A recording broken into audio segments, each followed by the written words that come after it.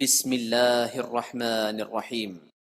السلام علیکم ورحمۃ اللہ وبرکاتہ۔ الحمد للہ وکفی وسلام علی عبادہ الذین اصطفی، اما بعد۔ حاضرین و ناظرین، یہ درس نمبر 1195 ہے اور آج سورۃ الکہف کی ایک آیت کی تلاوت اور تشریح کی جائے گی، آیت نمبر 110۔ چلے سب سے پہلے اس آیت کی تلاوت کرتے ہیں، لفظی ترجمے اور ترجمے کے بعد تشریح کرتے ہیں۔ اعوذ باللہ من الشیطان الرجیم، بسم اللہ الرحمن الرحیم۔ قل انما انا بشر مثلکم یوحى الی انما الہکم الہ واحد فمن كان يرجو لقاء ربه فليعمل عملا صالحا ولا يشرك بعبادة ربه احدا، صدق اللہ العظیم۔ لفظی ترجمہ یوں ہے، قل کہہ دیجئے، انما انا بشر، میں تو بشر ہوں، مثلکم تمہاری ہی طرح، یوحا وحی کی جاتی ہے، الیہ میری طرف، انما الہکم بلا شبہ تمہارا معبود الہ واحد ایک ہی معبود ہے۔ فمن چنانچہ جو شخص کے کان یرجو وہ امید رکھتا ہے، لقاء ربہ اپنے رب سے ملاقات کی، فلیعمل تو چاہیے کہ وہ عمل کرے، عملا صالحا نیک عمل، ولا یشرکو اور نہ وہ شریک ٹھہرائے، بعبادت ربہ اپنے رب کی عبادت میں، احدا کسی کو بھی۔ ترجمہ یوں ہے، کہہ دو کہ میں تو تمہیں جیسا ایک انسان ہوں، البتہ مجھ پر وحی آتی ہے کہ تم سب کا خدا بس ایک خدا ہے، لہذا جس کسی کو اپنے مالک سے جا ملنے کی امید ہو اسے چاہیے کہ وہ نیک عمل کرے اور اپنے مالک کی عبادت میں کسی اور کو شریک نہ ٹھہرائے۔ اس آیت میں 5 باتیں بتلائی گئی ہیں۔ پہلی بات، اے پیغمبر آپ کہہ دیجئے کہ میں تو تم ہی جیسا ایک انسان ہوں۔ دوسری بات، البتہ مجھ پر وحی آتی ہے کہ تم سب کا خدا بس ایک خدا ہے۔ تیسری بات، لہذا جس کسی کو اپنے مالک سے جا ملنے کی امید ہو۔ چوتھی بات، اسے چاہیے کہ وہ نیک عمل کرے۔ پانچویں بات، اپنے مالک کی عبادت میں کسی اور کو شریک نہ ٹھہرائے۔ بزرگان محترم،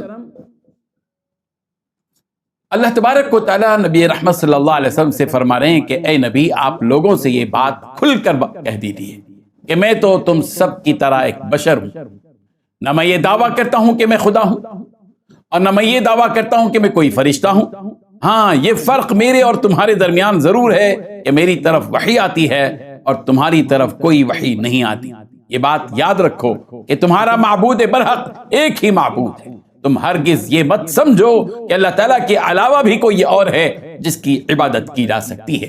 یہ قطعی فیصلہ ہے اللہ کا کہ معبود تو بس ایک ہی ہے۔ تم میں سے جو اپنے رب سے ملاقات کی آرزو اور تمنا رکھتا ہو تو اس کو اپنے رب سے ملاقات کرنے سے پہلے اس کی تیاری یہ کرنی چاہیے کہ وہ نیک عمل کرے اور اپنے رب کی عبادت میں کسی کو شریک نہ ٹھہرائے۔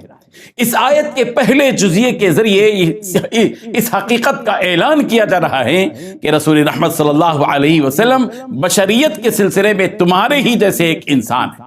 رسول رحمت صلی اللہ علیہ وسلم کے پاس نہ فرشتوں کی کوئی صفت ہے اور نہ ہی آپ کے پاس الوہیت یعنی خدا کے ہونے کی کوئی صفت ہے، اور جو علم اللہ تبارک و تعالیٰ نے رسول رحمت صلی اللہ علیہ وسلم کو بطور خاص دیا ہے، آپ صلی اللہ علیہ وسلم اس علم کے حامل اور مالک ہیں۔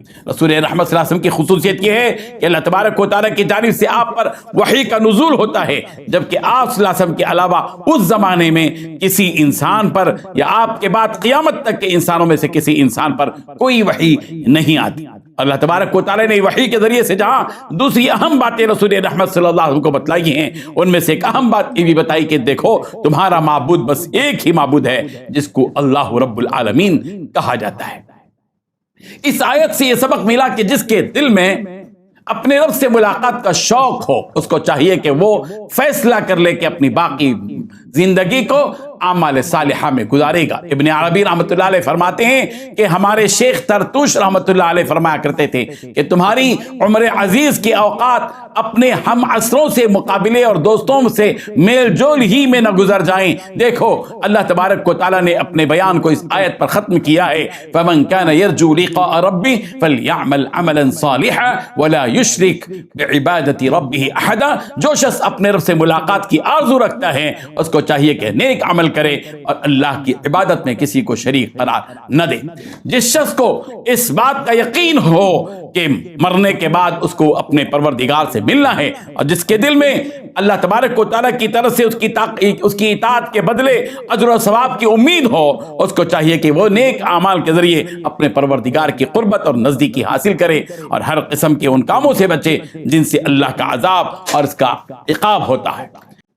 اللہ تبارک و تعالی ہمیں اپنی بچی کچی زندگی کو اعمال صالحہ میں گزارنے کی توفیق عطا فرمائے، اور اس کے لیے جو درکار اسباب اور وسائل اور مواقع ہیں وہ عطا فرمائے، اور عمل صالح کے لیے جو موانع اور رکاوٹیں ہیں اللہ تبارک و تعالی ان موانع سے اور رکاوٹوں سے ہم سب کی حفاظت فرمائے۔ وآخر دعوانا ان الحمد للہ رب العالمین۔